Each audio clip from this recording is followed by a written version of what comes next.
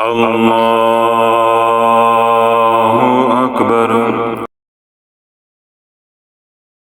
نحمدہ ونصلی علی رسولہ الکریم، اما بعد فاعوذ باللہ من الشیطان الرجیم، بسم اللہ الرحمن الرحیم۔ اللہ رب العزت قرآن مجید فرقان حمید میں ارشاد فرماتا ہے، ما اصاب من مصیبت فی الارض ولا فی انفسکم الا فی کتاب من قبل ان نبرأها ان ذلک علی اللہ یسیر۔ جو بھی مصیبت تمہاری جانوں پہ یا زمین پہ نازل ہوتی ہے، کوئی بھی ایسی مصیبت نہیں ہے جو تمہاری پیدائش سے پہلے کتاب میں لکھی نہ جا چکی ہو۔ ان ذالک علی اللہ یسیر، بے شک اللہ کے لیے ایسا کرنا کوئی مشکل نہیں ہے، اللہ کے لیے ایسا کرنا بہت ہی آسان ہے۔ اللہ رب العزت نے اس دنیا کو دارالآزمائش بنایا ہے۔ جب آزمائش مومن پہ آتی ہے وہ خوشخبری لے کر آتی ہے، اور جب آزمائش فاسقین پہ آتی ہے، فاجرین پہ آتی ہے، کفار مشرکین پہ آتی ہے، اللہ اس کے رسول کے جو منکرین ہیں ان پر آتی ہے تو وہ مایوسی لے کر آتی ہے۔ کیوں؟ جو آزمائش ہے وہ اللہ کے قرب کا ذریعہ ہے، اور جو آسائش ہے وہ اللہ سے دوری کا عمومی طور پہ ذریعہ یا سبب بنتی ہے۔ اس لیے اللہ رب العزت جب کسی کو اپنا قرب عطا کرنا چاہتا ہے یا کسی کو اپنا قرب عطا کرنے کا ارادہ فرما لیتا ہے تو اللہ اس کو نکھارنے کے لیے آزمائشوں میں ڈال دیتا ہے، یعنی اس کے اوپر آزمائشوں کے پہاڑ توڑ دیتا ہے، تاکہ میرا بندہ جو ہے وہ حالات سے سیکھے، پھر جو میں نے اس کو بلند مقام دینا ہے اس مقام کے اوپر اس کو میں فائز کر دوں۔ اور جس سے اللہ روٹھ جاتا ہے یا اللہ اس کو اپنے سے دور کرنے کا ارادہ کر لیتا ہے، یا جس کو اللہ نے سرے سے اپنے قریب ہی نہیں کرنا، جس طرح وہ لوگ جو ایمان سے محروم ہیں، کفار مشرکین ہیں، تو اللہ ان کی آسائشوں کو بڑھاتا جاتا ہے تاکہ یہ غفلت میں پڑے رہیں اور اتنا مجھ سے دور ہو جائیں کہ ان کو میرا خیال ہی نہ آئے، تاکہ کل جب قیامت کے دن یہ میرے پاس آئیں تو پھر سارے حساب تمام ہو سکے۔ عبداللہ بن عباس رضی اللہ تعالیٰ عنہ روایت کرتے ہیں کہ بنی اسرائیل کے ایک نبی نے اللہ رب العزت کی بارگاہ میں عرض کی کہ یا اللہ، جو بندہ مومن ہے اس کے اوپر آزمائش کیوں آتی ہے اور کافر کے اوپر آزمائش کیوں نہیں آتی؟ اور یہ بڑا بنیادی سوال ہے، اور بہت سے لوگوں کے اگر آپ توجہ کے ساتھ سنیں گے تو غم جو ہے وہ غلط ہو جائیں گے، یعنی غم جو ہے وہ مٹ جائیں گے، یعنی آپ کو انشاءاللہ العزیز جن حالات کے اندر آپ گزر رہے ہیں صبر آ جائے گا۔ تو جب اللہ کے نبی نے اللہ رب العزت کی بارگاہ میں سوال کیا کہ یا اللہ، بندہ مومن کے اوپر کھٹن حالات جو ہیں، مشکل حالات ہیں، آزمائشیں ہیں، پریشانیاں ہیں، تکلیفیں ہیں، یہ کیوں آتی ہیں؟ جبکہ کافر جو ہے وہ آسائشوں والی زندگی گزارتا ہے، اس کے اوپر وہ حالات مشکل کے نہیں آتے جو ایمان والوں کے اوپر آتے ہیں۔ اب اللہ کے نبی نے سوال کیا کہ یا اللہ، زمین پہ بندہ مومن تیری اطاعت کرتا ہے اور گناہوں سے اجتناب کرتا ہے، نہیں توجہ، بندہ مومن زمین پہ تیری اطاعت کرتا ہے اور گناہوں سے اجتناب کرتا ہے، اس کو ملتا کیا ہے کہ زمین پہ زمین والے روٹھ جاتے ہیں اور آسمان والے جو ہے وہ بلائیں نازل کرتے ہیں، تیرے امر سے بلائیں نازل کرتے ہیں، یعنی وہ گناہوں سے بھی اجتناب کر رہا ہے اور تیری اطاعت بھی کر رہا ہے، اور اس کو مل کیا رہا ہے کہ زمین پہ زمین والے روٹھ گئے اور آسمان پہ آسمان والا روٹھ جاتا ہے، یعنی اس کے اوپر آزمائشیں جو ہے وہ نازل کی جاتی ہیں۔ جبکہ جو بندہ کافر ہے وہ تیری اطاعت بھی نہیں کرتا اور گناہوں سے اجتناب بھی نہیں کرتا، اور اس کو کیا ملتا ہے کہ زمین پہ اس سے زمین والے بھی خوش ہوتے ہیں اور آسمان سے اس کے لیے نعمتوں کا نزول ہوتا ہے، نعمتیں اس کے لیے بڑھا دی جاتی ہیں، آسائشوں والی زندگی جو ہے وہ بڑھا دی جاتی ہے۔ تو اللہ رب العزت نے اس سوال کا جواب یہ عطا فرمایا کہ اے میرے نبی، جب بندہ مومن میری اطاعت کرتا ہے اور گناہوں سے اجتناب کرتا ہے، بسا اوقات اس کے اوپر ایسے گناہ جو ہے بوجھ بن جاتے ہیں جن کا کوئی کفارہ نہیں ہوتا۔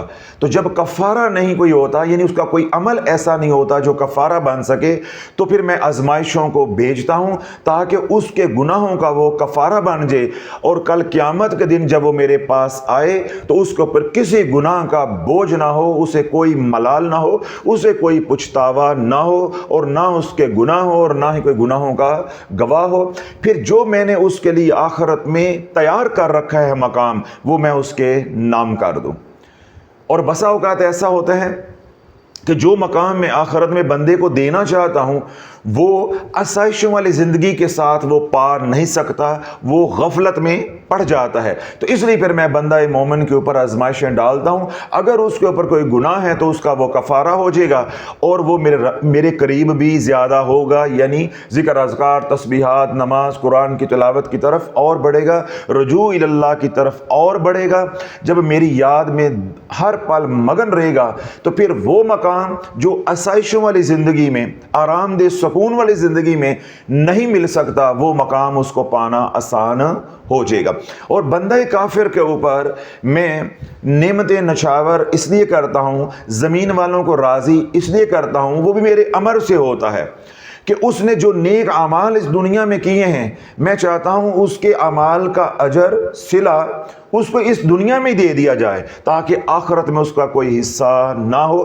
جب آخرت میں وہ آئے تو اس کی کوئی نیکی ایسی نہ ہو جو وہاں حجت بن سکے یا اس کا وہ سوال کرے، اس کے اوپر گناہ ہی گناہ ہوں، گناہوں کے بوجھ تلے وہ دبا ہو، تاکہ جہنم میں اس کے نام کر سکوں اور بندہ مومن کے نام میں جنت کو کر سکوں۔ یعنی جنت جو ہے بندہ مومن کے نام ہو جائے گی یوں، اور جہنم جو ہے بندہ کافر کے نام ہو جائے گی۔ تو اللہ رب العزت نے اس دنیا کو دارالآزمائش بنایا ہے۔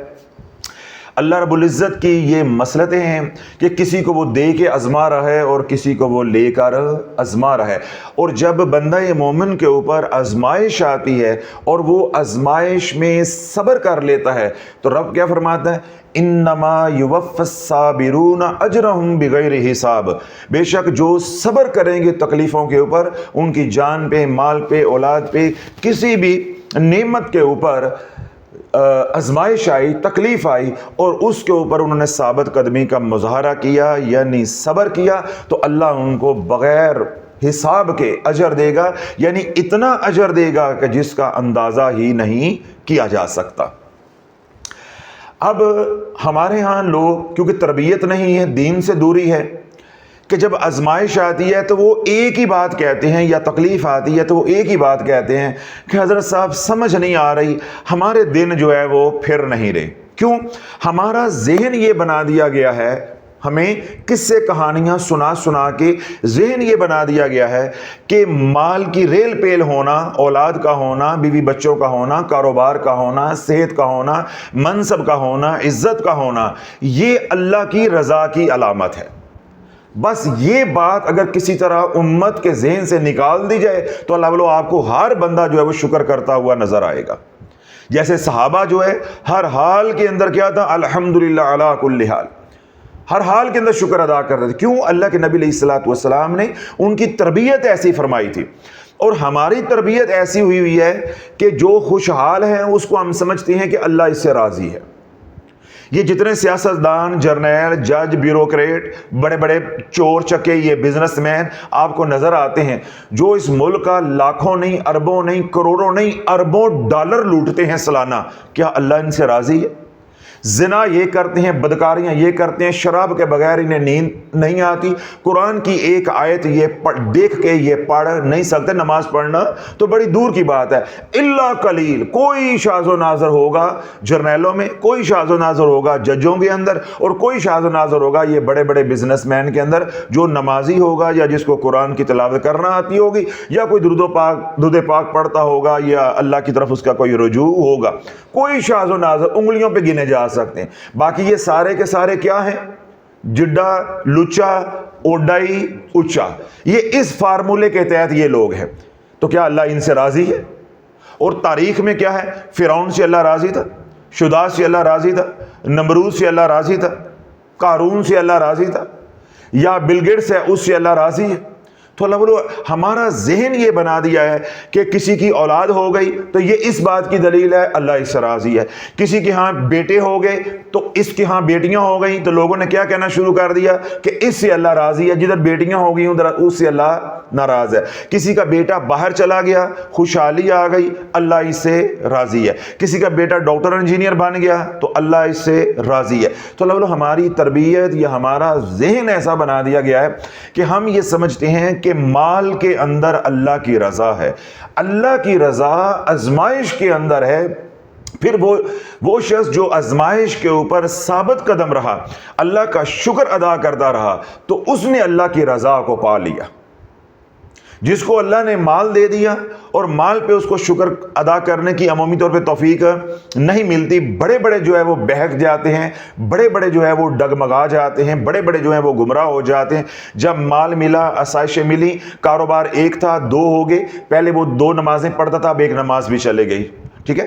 اولاد پہلے تھوڑی تھی اب اولاد زیادہ ہو گئی، جو وقت وہ پہلے ذکر کو دیتا تھا وہ گھر کی ذمہ داریاں بڑھ گئیں، اب وہ وقت بھی خانقاہ کے لیے نہیں ہے، مصلی پہ بیٹھنے کے لیے نہیں ہے، اللہ کے ذکر کے لیے نہیں ہے۔ تو اللہ بولو اب یہ 2 باتیں میں نے کہی ہیں، تو 2 اللہ نے نعمتیں بڑھائی ہیں، تو نماز بھی چلے گئی، اللہ کا ذکر بھی چلا گیا۔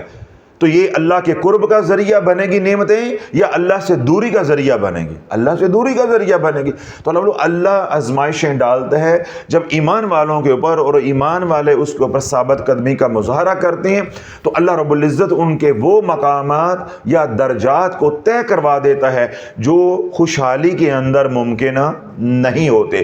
ایک بات۔ دوسری بات یہ ہے کہ آزمائشیں صرف میرے آپ کے اوپر نہیں ہیں، جو ایمان میں جتنا زیادہ بلند ہوگا، جو ایمان میں جتنا زیادہ آگے ہوگا، یا جس کا ایمان جتنا بڑا ہوگا، اس کے اوپر آزمائش بھی اتنی بڑی آئے گی۔ یعنی جتنا بڑا ایمان اتنا بڑا امتحان، یہ فارمولا ہے، یہ اصول ہے۔ جتنا بڑا ایمان اتنا بڑا امتحان۔ تو جتنا آپ ایمان میں بڑھتے جائیں گے اتنے آپ کے امتحانات بڑھتے جائیں گے۔ اس لیے اللہ کے نبی علیہ الصلوۃ والسلام نے ارشاد فرمایا کہ جس نے اللہ اس کے رسول کے ساتھ محبت کا دعویٰ کیا، اللہ اس کے رسول علیہ الصلوۃ والسلام کے ساتھ محبت کا اعلان کیا، پھر وہ بلاؤں کے لیے، مصیبتوں کے لیے، تکلیفوں کے لیے، آزمائشوں کے لیے تیار ہو جائے۔ اب بلائیں اس کی طرف ایسے آئیں گی جیسے ڈھلوان کی طرف پانی آتا ہے یا تسبیح کے دانے جس طرح ٹوٹتے ہیں۔ کیا ہوگا کہ ایک آزمائش آئے گی، وہ جائے گی تو دوسری آ جائے گی۔ کیوں؟ وہ اللہ اس کے رسول کے ساتھ محبت کا اعلان کر چکا ہے۔ ادھر مسلمان آ کر کیا کہتا ہے، حضرت صاحب سانوں تے کسی دی نظر ہی کھا گئی ہے، ایک مصیبت جاندی ہے تو دوسری آ جاندی ہے۔ اب اللہ کے محبوب کیا فرما رہے ہیں اور امتی جو ہے وہ کیا بولتا جا رہا ہے؟ یعنی نبی کی اور امتی کی بات ہی آپس میں نہیں مل رہی، بات ہی آپس میں نہیں مل رہی۔ اللہ کے نبی علیہ الصلوۃ والسلام فرما رہے ہیں کہ جب تو نے اللہ اس کے رسول کے ساتھ محبت کا اعلان کر دیا، دعویٰ کر دیا، تو پھر تیار ہو جا آزمائشوں کے لیے۔ اور مسلمان کیا کہتا ہے کہ میں نے کیونکہ نمازیں زیادہ شروع کر دی ہیں، میں نے حج بھی کر لیا ہے، میں زکوٰۃ بھی دیتا ہوں، میں شافعی صاحب کے بیان بھی سنتا ہوں، میں خانقاہ بھی جاتا ہوں، میں ذکر بھی کرتا ہوں، تو میری آزمائشیں تو کم ہوں گی۔ اب بندہ کیا ہے، وہ یہ سمجھ رہا ہے کہ میری آزمائشیں کم ہوں گی۔ اللہ بولو آزمائشیں کم نہیں ہوتی بلکہ آزمائشیں اور بڑھیں گی۔ صرف فرق کیا پڑے گا کہ ان آزمائشوں سے اللہ تجھے تتی ہوا نہیں لگنے دے گا، وہ آزمائشیں تیرے گرد منڈلاتی رہیں گی۔ یہ بڑی اہم بات ہے، یہ نہ ہو یہ بات آپ نہ سمجھیں تو آپ اس بات سے یہ نتیجہ اخذ کر لیں کہ جو کچھ کر دے ہو پائی چھڑ دو، آزمائشاں آنے والیاں نے تو قرآن بھی چھوڑ دو، جو تھوڑا بہت پڑھتے ہو، ذکر اذکار ہے وہ بھی چھوڑ دو، جو شافی کو سنتے ہو کڑوا کسالہ ہے وہ بھی چھوڑ دو، خانقاہ آنا بھی چھوڑ دو۔ کہ حضرت صاحب نے حضور علیہ الصلوۃ والسلام کی حدیث پاک سنائی ہے، خود یہ اللہ اللہ کی تھی تو پھنس جاؤ گے، آ گئی میرے پہ بڑے فتوے لگتے ہیں، کوئی میرے پہ نیا لگوا دو کہ یہ دین سے جو ہے وہ دور کر رہے ہیں، ڈرا رہے ہیں۔ اللہ بولو دین سے دور نہیں ہونا بلکہ دین میں آگے بڑھنا ہے۔ جب آزمائشیں بڑھیں گی تو جو آزمائشوں کے اوپر ثابت قدم رہے گا اور اللہ اللہ کرتا رہے گا، آزمائشیں تو یوں بڑھیں گی جیسے اللہ کے نبی علیہ الصلوۃ والسلام نے فرمایا، کیونکہ حضور علیہ الصلوۃ والسلام کا فرمانے والی شان کیا ہے؟ حق ہے، سچ ہے، وہ تو ہو کے رہنا ہے، لیکن اس کے اندر پیغام کیا ہے؟ بات جو سمجھنی وہ یہ کہ جب تو دین پہ آ جائے گا، اللہ اللہ کرتا رہے گا، صبر کرتا رہے گا، مسجد کے ساتھ تعلق مضبوط رکھے گا، اللہ والوں کے ساتھ تعلق مضبوط رکھے گا، خانقاہ کے ساتھ تعلق مضبوط رکھے گا، اپنے اوراد و وظائف، ذکر اذکار، تسبیحات ہیں ان کے ساتھ تعلق مضبوط رکھے گا، قرآن کے ساتھ تعلق مضبوط رکھے گا، اعمال والی زندگی پہ ڈٹا رہے گا۔ آزمائشیں پہلے 2 تھی تو 4 ہو جائیں گی، ذرا جاگتے رہیے گا، کتنی تھی؟ 2 تھی تو 4 ہو جائیں گی، 4 ہے تو 8 ہو جائیں گی، 8 ہیں تو 12 ہو جائیں گی۔ آزمائشیں اتنی تیزی سے بڑھیں گی، لیکن اللہ والوں اس کے اندر اللہ کی محبت اتنی بھری ہوئی ہوگی، اللہ حفاظت کا نظام ایسا چلائے گا کہ بظاہر آزمائشیں اتنی بڑھیں گی لیکن اللہ تجھے تتی ہوا نہیں لگنے دے گا، اللہ ایک حصار کے اندر تجھے رکھے گا۔ وہ آزمائشیں آئیں گی، تیرے قریب سے یوں گزر جائیں گی، جب وہ تیرے قریب سے گزر رہی ہوں گی، اندر سے ہو سکتا ہے تیرا دل جو ہے وہ دک دک کرے کہ ہون پھڑے گے، مرے گے، مر گئے ہون، لیکن اللہ تجھے ایسے بچائے گا کہ وہ تیرے پاس سے گزریں گی، تقدیر کا لکھا جو ہے وہ پورا بھی ہوتا جائے گا، اور اللہ تجھے تتی ہوا بھی نہیں لگنے دے گا۔ جو رب نے قرآن میں فرمایا، ما اصاب من مصیبت فی الارض ولا فی انفسکم، جو بھی مصیبت زمین پہ نازل ہوتی ہے، ٹھیک ہے، جس طرح اولے پڑ گئے، طوفان آ گیا، زلزلہ آ گیا، ٹھیک ہے، یا کوئی اور حادثہ ہو گیا، جس طرح پچھلے دنوں میں کرونا آ گیا تھا، یا ڈینگی آ گیا، یعنی کوئی ایسی وبا آ گئی، آسمانی آفت آ گئی، زمینی کوئی آفت آ گئی، تو یہ کیا ہے؟ زمین پہ آنے والی۔ پھر کیا ہے؟ ولا فی انفسکم، جو تمہاری جانوں کے اوپر کوئی بھی مصیبت آتی ہے، الا فی کتاب من قبل ان نبرأہ ان ذلک علی اللہ یسیر، کوئی ایسی مصیبت نہیں آتی جو تقدیر میں لکھی نہ جا چکی ہو، ہم نے تمہاری پیدائش سے پہلے سب کچھ لکھ دیا ہے۔ ان ذالک علی اللہ یسیر، بے شک اللہ کے لیے ایسا کرنا بہت ہی آسان ہے۔ اب تقدیر کا لکھا ہوا پورا بھی ہوتا رہے گا، اللہ آزمائشوں کو بڑھاتا جائے گا، بڑھاتا جائے گا، لیکن تجھے ایک حصار کے اندر رکھے گا، تجھے کچھ نہیں ہونے دے گا۔ یہ اللہ والا نقطہ جس کو سمجھ آ جاتا ہے وہ پھر اللہ کو پا جاتا ہے۔ یہ نہیں ہوتا کہ اللہ اللہ کرنے سے آزمائشیں کم ہوتی ہیں، اللہ اللہ کرنے سے تو آزمائشیں بڑھتی ہیں، تکلیفیں بڑھتی ہیں، جس طرح میں نے اصول بتایا یا اللہ کا طریقہ، اللہ کی سنت بتائی کہ جتنا بڑا ایمان اتنا بڑا امتحان۔ اب کیا ہوگا؟ جو دنیا دار ہوں گے، چاہے وہ مسلمان ہوں چاہے کافر ہوں، ان کے اوپر جب آزمائشیں آئیں گی تو اللہ کی ان کے ساتھ مدد نہیں آئے گی، ان کے اوپر آزمائشیں تھوڑی آئیں گی، آزمائشیں تھوڑی آئیں گی۔ مومنین کے اوپر، ایمان والوں کے اوپر، اللہ اللہ کرنے والوں کے اوپر آزمائشوں کے تو پہاڑ ٹوٹ پڑیں گے، ادھر آزمائشیں نہ ہونے کے برابر آئیں گی، لیکن جو آئے گی اس کے ساتھ اللہ کی مدد نہیں آئے گی۔ اللہ ایک وقت آئے گا کہ مثال عبرت بنا کے رکھ دے گا، مثال عبرت بنا کے رکھ دے گا۔ اللہ والو، آپ تاریخ میں، پاکستان کی تاریخ کے اندر دیکھیں کیسے کیسے نمرود پیدا ہوئے، کیسے کیسے نمرود ہمارے جو حکمران ہیں ان کے اندر پیدا ہوئے، سیاستدانوں کے اندر پیدا ہوئے، جرنیلوں کے اندر پیدا ہوئے، جو جج صاحبان ہیں ان کے اندر پیدا ہوئے، کہ جن کے اندر اتنی فرعونیت تھی، قارونیت تھی، مال بھی تھا، تکبر بھی تھا، نمرود کے پیروکار تھے، جب ان کے پاس منصب تھا، لیکن جب وہ مرے یا مرنے کا وقت قریب آیا تو اللہ نے ایسا مثال عبرت بنا دیا کہ اپنے ہاتھ سے اپنے چہرے کے اوپر جو مکھی بیٹھی ہے اسے بھی اڑا نہیں سکتے۔ اب میں کسی کا نام نہیں لینا چاہتا، اگر آپ تاریخ سے واقف ہیں تو آپ سمجھیں کہ میں کدھر اشارہ کر رہا ہوں، کہ اللہ نے پھر جب آزمائش بھیجی یا بلا بھیجی تو پھر اللہ کی مدد نہیں آئی۔ جو نقطہ آپ نے سمجھنا ہے، جو آپ کے لیے باعث تسکین ہوگا، آپ کو حوصلہ دے گا، وہ یہ ہے کہ جب آزمائشیں بڑھتی ہیں ایمان والوں کے اوپر تو اللہ کی مدد بھی ساتھ بڑھتی ہے، لیکن جب کفار مشرکین کے اوپر، فاسق فاجر لوگوں کے اوپر، چاہے وہ ایمان والے ہیں چاہے ایمان والے نہیں ہیں، ان کے اوپر پریشانیاں آتی ہیں، تکلیفیں آتی ہیں، بلائیں آتی ہیں تو اللہ کی مدد نہیں آتی۔ وہ جو نیک اعمال کرتے ہیں اللہ ان کا اجر ان کو اس دنیا میں دے رہا ہوتا ہے، اور ہم کیا اندر ماتم کر رہے ہوتے ہیں، لو او تو نماز بھی نہیں پڑھ دے آگے، ਉਹਨਾਂ ਦੇ ਮੁੰਡੇ ਤੇ ਵੀ ਆਵਾਰਾ ਕਰਦੇ ਨੇ, ਉਹਨਾਂ ਦੇ ਘਰ ਤੇ ਬੜਾ ਰਿਜ਼ਕ ਹੈਗਾ। ਲੈ ਹੁਣ ਪਤਾ ਚੱਲੇ ਉਹ ਛੋਟਾ ਮੁੰਡਾ ਵੀ ਉਹਨਾਂ ਦਾ ਦੁਬਈ ਚਲਾ ਗਿਆ। यानी बाहर बैठ के घर बैठ के यूं यूं बातें करेंगे, हमारे ही काम नहीं होते, वो ना नमाज पढ़ते हैं ना ये करते हैं। इसी तरह मैं जब लोगों को कहता हूं कि भाई नमाज की पाबंदी करो, कुरान की तिलावत करो, खानका में आना अपना जो है वो बाकायदा बनाओ, या फुला फुला काम जो है वो करो। हजरत साहब सारा कुछ करीदा, पता नहीं साढ़े नाल की हो गया। सानू ही कहते वो फलां साढ़े रिश्तेदार ने, वो शराबा भी पींदे ने, खुसरे भी नचाते ने, अपना मुजरे भी करते ने, फलाने काम भी करते ने, उन्होंने तो कुछ नहीं हुंदा। तो अब अल्लाह बोलो ये जो बंदा बोल रहा है या औरत है वो बोल रही है, तो क्या है, ये उसकी जहालत बोल रही है, उसकी लाइल्मी बोल रही है। क्यों? उसने ना दीन पढ़ा, ना अल्लाह वालों के साथ कोई ताल्लुक उसका है, उसे मालूम ही नहीं है कि जिनकी तरफ तू इशारा कर रही है उनका कोई नेक अमल है, वो बेशक ईमान वाले हैं, लेकिन अल्लाह उनके साथ सलूक वही कर रहा है जो काफरों के साथ कर रहा है। उनकी नेकियों का अजर अल्लाह इसी दुनिया में दिए जा रहा है, और तेरी नेकियों को अल्लाह आखिरत के लिए संभाल रहा है, और तुझे निखारने के लिए मुश्किल हालात में डाल रहा है, ताकि जब तू निखर जाए, जमाने के सामने आए, फिर मैं पेश करूं जमाने के सामने कि जो अल्लाह के भेजे हुए हालात के ऊपर सब्र कर लेता है, फिर वो ये बन जाता है, फिर वो ये बन जाता है।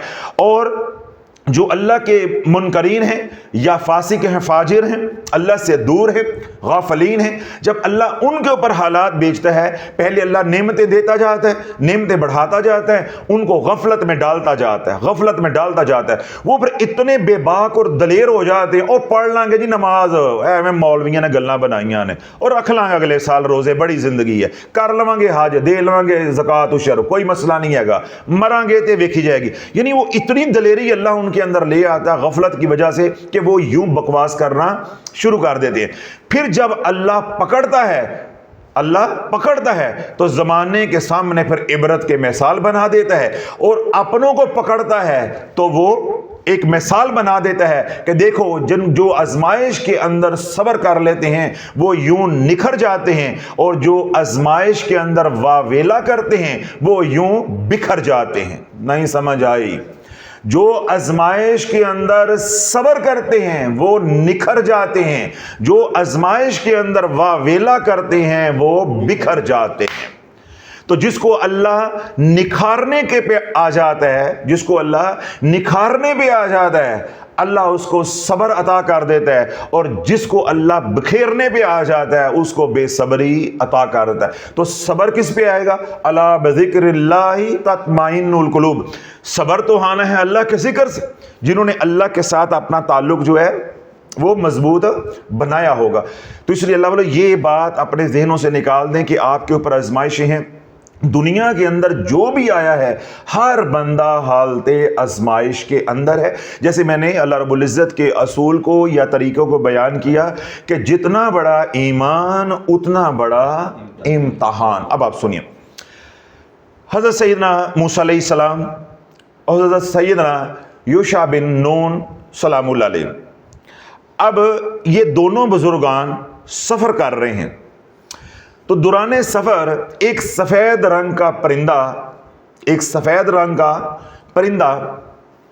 सैयदना मूसा अलैहिस्सलाम के ऊपर आकर बैठ गया, यानी कंधे के ऊपर आकर बैठ गया, और आकर अर्ज़ करने लगा, ए अल्लाह के नबी, ए अल्लाह के कलीम, मुझे जान की अमान बख्शी जाए, मेरी जान बचाई जाए, मुझे शिकार किया जा रहा है, मुझे मौत के घाट उतारा जा रहा है, मेरी जान की हिफाजत की जाए।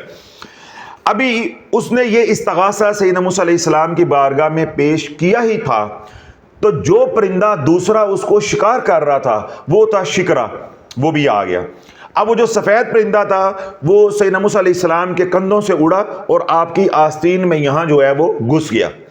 अब शिकरे ने आके सैयदना मूसा अलैहिस्सलाम की बारगाह में अर्ज़ की कि मेरा शिकार मुझे वापस किया जाए। जाग रहे कि मेरा शिकार मुझे वापस किया जाए। सैयदना मूसा अलैहिस्सलाम ने पूछा कि कौन सा तेरा शिकार है? उसने कहा जी जो सफ़ेद परिंदा पहले यहाँ बैठा था और ये जो अब आपकी आस्तीन में छुपा हुआ है ये मेरा शिकार है। आपने फरमाया कि उसको हमने अमान बख्श दी है, उसकी ज़िंदगी के अब ज़ामन हमने ईमान बख्श दी है और अल्लाह के लिए अमान बख्श दी है।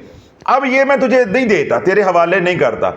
अब उस शिकरे ने, उस बाज ने, उस परिंदे ने कहा کہ اے اللہ کے نبی آپ کو معلوم ہے کہ میرے رب نے جب میری غذا اس کو بنایا ہے تو آپ کون ہوتے ہیں میری غذا کو چھیننے والے؟ جب میرے لیے اس کا شکار جو ہے وہ جائز قرار دیا ہے تو آپ کون ہوتے ہیں کہ میری غذا سے مجھے محروم کرنے والے؟ تو سیدنا موسیٰ علیہ السلام نے اس باز کو، اس شکرے کو یہ کہا کہ یہ میری بکریوں کا ریوڑ ہے، میں اس میں سے ایک بکری ذبح کر دیتا ہوں تو اپنی بھوک جو ہے وہ مٹا لے، میں تجھے گوشت جو ہے وہ دے دیتا ہوں۔ اس نے کہا جی نہیں، یہ سودا مجھے قبول نہیں ہے، میں نے اسے شکار کرنا ہے، میں نے اسے ہی شکار کرنا ہے۔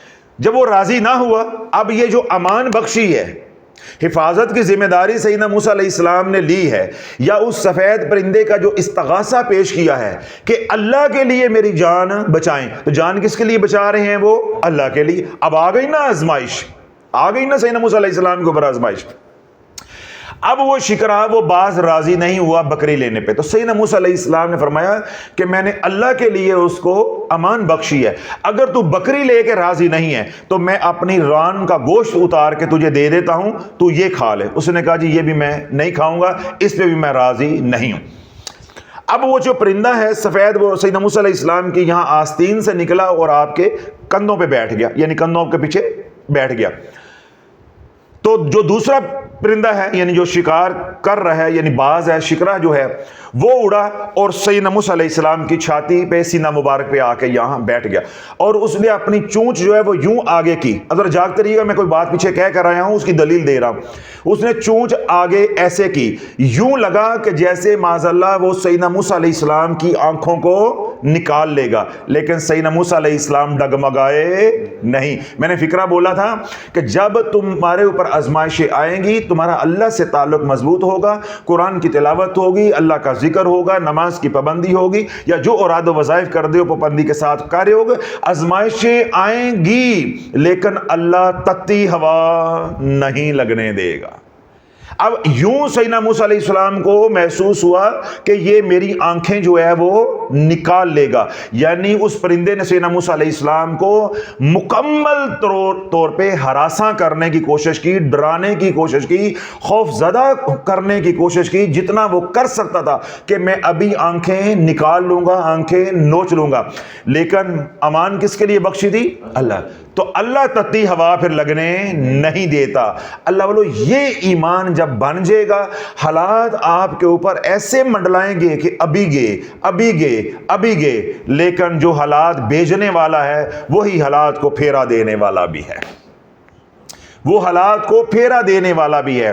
وہ خود کیا فرماتا ہے؟ لا یکلف اللہ نفسا الا وسعها، ہم کسی بھی جان کے اوپر بوجھ اس کی برداشت سے زیادہ نہیں ڈالتے۔ اللہ کو معلوم ہے کہ بندے کی آنکھیں نکلواؤں گا تو کیا ہوگا، کیا وہ اتنی تکلیف برداشت کر سکتے؟ اس طرح وہ حضرات جو وظائف پڑھ کے پھنس گئے ہیں، تو وہ ان کے اوپر اتنی ہی آزمائش آئی ہے جتنی وہ برداشت کر سکتے تھے۔ کیوں؟ جتنا بڑا ایمان اتنا بڑا امتحان۔ جب سیدنا موسیٰ علیہ السلام ڈگمگائے نہیں، صبر کا مظاہرہ کیا، تو دونوں پرندے جو ہے وہ اڑ گئے۔ ادھر سے پیچھے سے وہ سفید پرندہ بھی اڑ گیا، اور آگے جو چھاتی پہ اوپر سینہ مبارک کے اوپر جو شکرا بیٹھا ہوا تھا، باز بیٹھا ہوا تھا، وہ بھی اڑ گیا۔ تھوڑی دیر کے بعد وہ اپنی اصل حیت کے اندر دوبارہ آ گئے، اور آ کر عرض کی، سلام کیا سیدنا موسیٰ علیہ السلام کی بارگاہ میں، اور ایک نے کہا کہ جو ابھی باز تھا، آنا جبریل، وہ میں جبریل ہوں، میں جبریل ہوں جو میں باز کی شکل میں آیا تھا۔ اور جو سفید پرندہ تھا اس نے کہا کہ میں میکائل ہوں، میں پرندے کی، سفید پرندے کی شکل میں آیا تھا۔ سیدنا موسیٰ علیہ السلام نے پوچھا کہ تم نے ایسا میرے ساتھ کیوں کیا؟ تو دونوں مقرب فرشتوں نے کہا کہ ہم نے رب کی طرف سے آپ کے اوپر آزمائش ڈالی، کہ اللہ رب العزت نے فرمایا تھا کہ جاؤ میرے موسیٰ کو جا کے آزماؤ کہ وہ میری بھیجی ہوئی آزمائشوں کے اوپر صبر کرتا ہے کہ نہیں کرتا، صبر کرتا ہے کہ نہیں کرتا۔ یعنی اللہ رب العزت نے اتنا تصرف اور اختیار جبریل امین علیہ السلام کو دے دیا کہ تم اس حد تک موسیٰ کو ڈراؤ کہ یوں لگے موسیٰ کو کہ میری آنکھیں ابھی نکل جائیں گی، لیکن سیدنا موسیٰ علیہ السلام جو ہے وہ استقامت کا پہاڑ بنے رہے۔ اگر آنکھیں اب نکلتی ہیں تو نکل جائیں، پرواہ نہیں ہے۔ کیوں؟ یاری اللہ کے ساتھ ہے، میں نے جو امان بخشی ہے وہ اللہ کے لیے بخشی ہے، حفاظت کا جو وعدہ کیا ہے سفید پرندے کے ساتھ، وہ اللہ کے لیے کیا ہے۔ تو اللہ کو راضی کرتے کرتے اگر آنکھیں چلے جائیں تو پرواہ نہیں ہے، میں تو جان دینے کو بھی راضی ہوں۔ تو اللہ بولو جب آزمائشوں کے اوپر، پریشانیوں کے اوپر یوں ڈٹ جاؤ گے تو پریشانیاں تمہارا کچھ بگاڑ نہیں سکتی۔ اور اگر پریشانیوں کے اندر واویلا کرو گے، تسبیح کرو گے، جادو ہو گیا، جادو تھی گیا، جادو تھی گیا، جادو تھی گیا، یہ پریشانیاں تجھے لیرو لیر کر کے رکھ دیں گے۔ یہ بات اللہ والو آج سمجھانا چاہتا ہوں کہ کسی طرح اللہ رب العزت زبان میں اتنی تاثیر ڈال دے کہ امت کے دل میں یہ اتر جائے کہ جب آزمائشوں کے اندر واویلا کرو گے تو یہ آزمائشیں تجھے لیرو لیر کر کے رکھ دیں گی۔ جب آزمائشوں کے اندر واویلا تیری زبان سے ہونا شروع ہو جائے تو سمجھ لے کہ میری تباہی کا وقت شروع ہوا چاہتا ہے، اور برا وقت آیا، آزمائش آئی، تکلیف آئی، بیماری آئی، کوئی بھی ایسی ناموافق حالات آپ کے اوپر آئے اور اس کے اندر آپ کا دل مطمئن ہے تو سمجھ لو کہ اللہ میرے مقام کو بلند کرنا چاہتا ہے۔ اب میرا وقت جو ہے عزت والا وہ ہوا چاہتا ہے، یعنی میری خوشحالی کا وقت شروع ہوا چاہتا ہے۔ اور اگر آزمائش آئی، حضرت صاحب ساڈا کچھ کر لو، حضرت صاحب ساڈا کچھ کر لو، اسی مرندے پہ ہاں، اسی مرنے پہ ہاں، سانو جن نہیں چھڑ دے، سانو جن نہیں چھڑ دے، اسی مر گئے، ملنگاں کو جا کے سجدہ دے دے کے پیران نو سب کچھ اجاڑتا ہے۔ جب یہ والا واویلا شروع ہو گیا تو سمجھ لو کہ اللہ تجھے لیرو لیر کرنے کے لیے، اجاڑنے کے لیے حالات بھیج رہا ہے، اور بھیجتا جائے گا، بھیجتا جائے گا، بھیجتا جائے گا، یہاں تک کہ اللہ نقش پاک کی طرح تجھے مٹا کر رکھ دے گا، نقش پاک کی طرح مٹا کر رکھ دے گا۔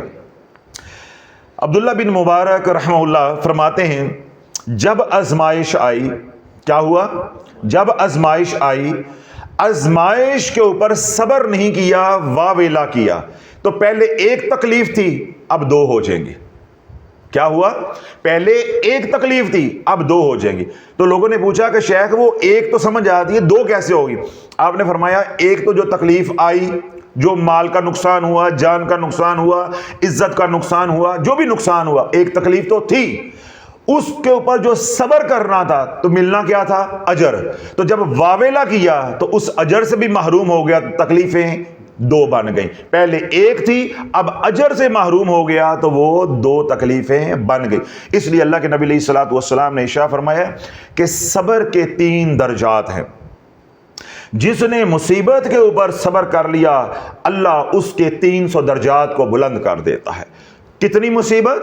چراغ بجھا۔ سیدنا ابو ہریرہ رضی اللہ، اما عائشہ صدیقہ رضی اللہ عنہ روایت کرتی ہیں کہ اللہ کے نبی علیہ الصلوۃ والسلام حجرے میں تشریف فرماتے تو ہوا آئی، جھونکا آیا، چراغ کیا ہو گیا؟ بجھ گیا۔ تو اللہ کے نبی علیہ الصلوۃ والسلام نے پڑھا انا للہ و انا الیہ راجعون۔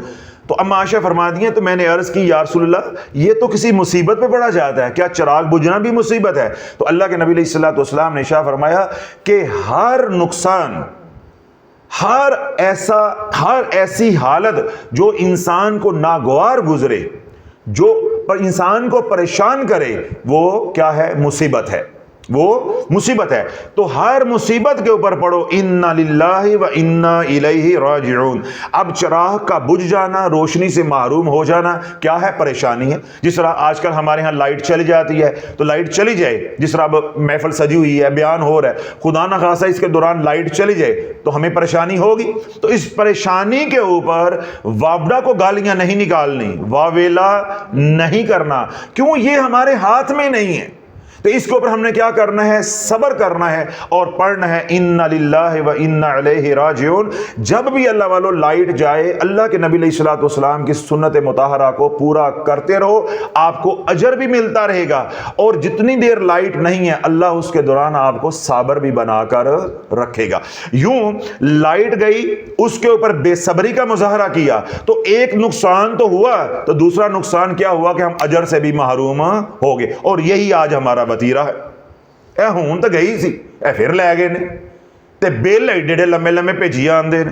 یہ ہمارے ڈائلاگ ہوتے ہیں۔ کون نہیں بولتا؟ کون نہیں بولتا؟ سمجھ آئے؟ تو اللہ یہ کیا ہے؟ ہماری تربیت نہیں ہے، ہماری تربیت نہیں ہے۔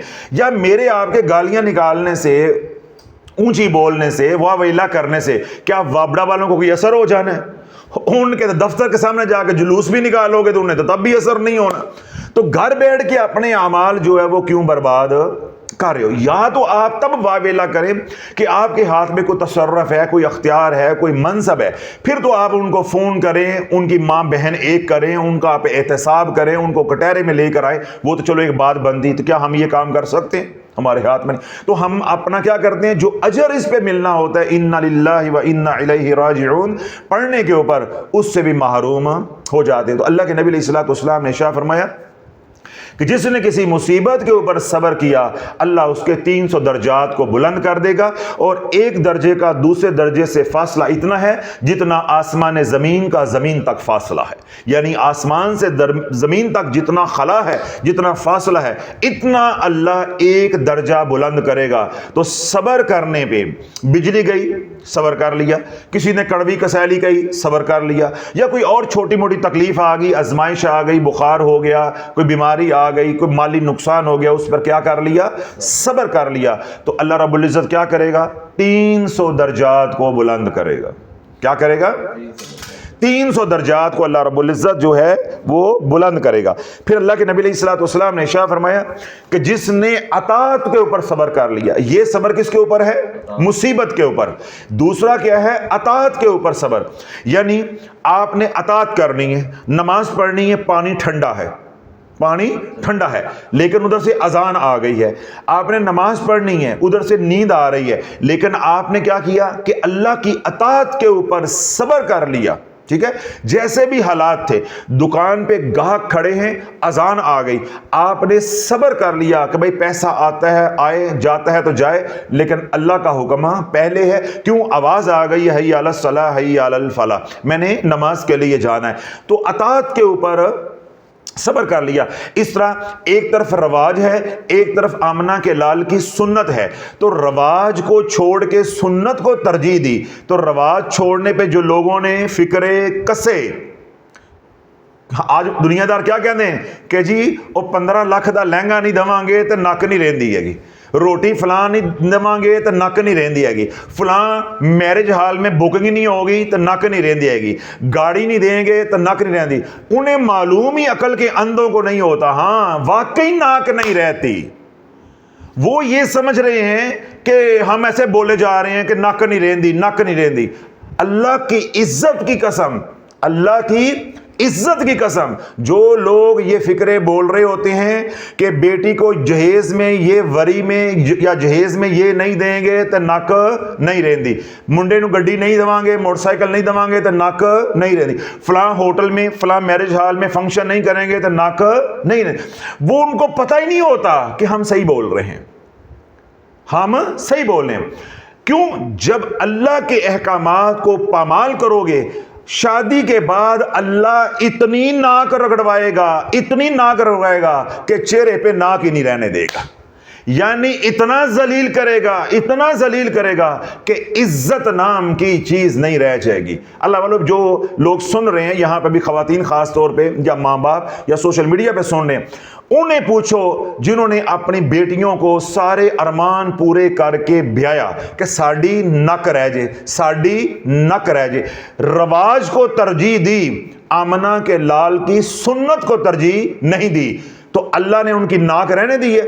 اللہ نے پھول جیسی بیٹیاں، ملکہ جیسی بیٹیاں، شہزادیوں جیسی بیٹیاں ایسی ذلیل و خوار کروا دیں کہ زمانے کے سامنے وہ مثال بن گئی، عبرت کی مثال بن گئی۔ یعنی انہوں نے جہیز دینے میں انتہا کر دی، جہیز دینے میں انتہا کر دی، کھانا اچھا دینے میں انتہا کر دی، تحفے تحائف دینے میں انتہا کر دی، عزت دینے میں انتہا کر دی، صرف کس لیے کہ یہ راضی ہو جائے۔ کبھی نہ سوچا کہ اللہ راضی ہو جائے، کبھی نہ سوچا کہ آمنہ کا لال راضی ہو جائے۔ تو اللہ نے کیا فرمایا؟ وَلِلَّهِ الْعِزَّةُ وَلِلرَّسُولِ وَلِلْمُؤْمِنِينَ وَلَكِنَّ الْمُنَافِقِينَ لَا يَعْلَمُونَ۔ عزت ہے تو اللہ کے لیے، حضور علیہ الصلوۃ والسلام کے لیے، حضور کے غلاموں کے لیے، وَلَكِنَّ الْمُنَافِقِينَ لَا يَعْلَمُونَ، اور منافقین کے لیے عزت نہیں ہے مگر وہ یہ جانتے نہیں ہیں۔ تو اللہ نے بعد میں جو ہی رخصتی ہو گئی، اللہ نے ایسا ذلت کا نظام چلایا کہ جو اپنے سمجھ رہے تھے جن کو وہ پرائے ہو گئے، ہر بندے نے پہ جنہ تھو کر سکتا سی او کیتا۔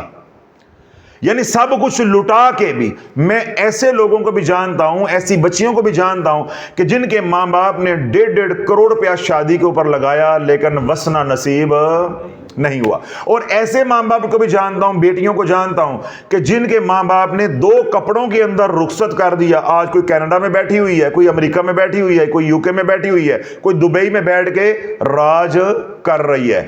کیوں؟ انہوں نے سادگی کو اپنایا.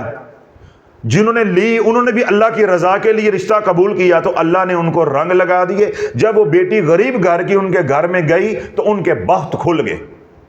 اور جب یہ امیر گھر کی بیٹی ان کے گھر میں گئی, خود جو ہے خوشحال تھی, ان کو جا کے بھی بدحال کر دیا. بعد میں پھر دونوں گھر تھانے کو چیڑیوں میں اجڑ گئے. تو اللہ بولو, جس نے رواج کو پیچھے کر کے اللہ کے نبی علیہ السلام کی سنت کے اوپر, اطاعت رسول کے اوپر, اللہ کی اطاعت کے اوپر صبر کر لیا کہ میں نے اللہ اور اس کے رسول کی ماننی ہے, تو اللہ کے نبی علیہ السلام نے شاہ فرمایا کہ اللہ اس کے 600 درجات کو بلند عطا فرما دے گا. اور ایک درجے کا دوسرے درجے کے درمیان میں جو فاصلہ ہے, پہلی زمین اور 7ویں زمین یا تحت سرا تک جتنا فاصلہ ہے, اتنا فاصلہ ایک درجے کا, ایک درجے کا. اب اس کے بعد اللہ کے نبی علیہ السلام نے شاہ فرمایا کہ جس نے گناہ کے اوپر صبر کر لیا, معصیت کے اوپر صبر کر لیا, یعنی رشوت کا پیسہ آ رہا ہے, نہیں لینا, زنا کا موقع ہے, خلوت ہے, نہیں کرنا, اللہ دیکھ رہا ہے. آج رمضان المبارک ہے, ذخیرہ اندوزی سے مال کمایا جا سکتا ہے, نہیں کمانا, اللہ ناراض ہو جائے گا. گناہ کا موقع تھا, جس نے گناہ نہ کیا اس نے صبر کر لیا, جو اللہ نے مجھے دیا ہوا ہے مجھے لیے وہی کافی ہے, میں لالچ میں نہیں آؤں گا. جس نے یوں صبر کر لیا تو اللہ کے نبی علیہ السلام نے ارشاد فرمایا کہ اللہ اس کے 900 درجات کو بلند کر دے گا. اور ایک درجہ اتنا بڑا ہے جتنا عرش سے لے کے تحت سرا تک فاصلہ ہے, اتنا ایک درجے کا دوسرے درجے کے درمیان میں فاصلہ ہے. تو اللہ جو حالات اللہ نے بھیجے ہیں ان کے اوپر کیا کرو, صبر کر لو. جب ان کے اوپر آپ صبر کر لیں گے تو اللہ حالات کو بدل دے گا. یہی بات اللہ کے محبوب علیہ السلام نے ارشاد فرمائی. عبداللہ بن عباس نے اس کو روایت کیا ہے کہ اللہ رب العزت نے جس کی جان پہ, مال پہ, اولاد کے اوپر مصیبت کو اتارا, اس نے زمانے کے سامنے, دنیا کے سامنے واویلا نہیں کیا, صبر کر لیا.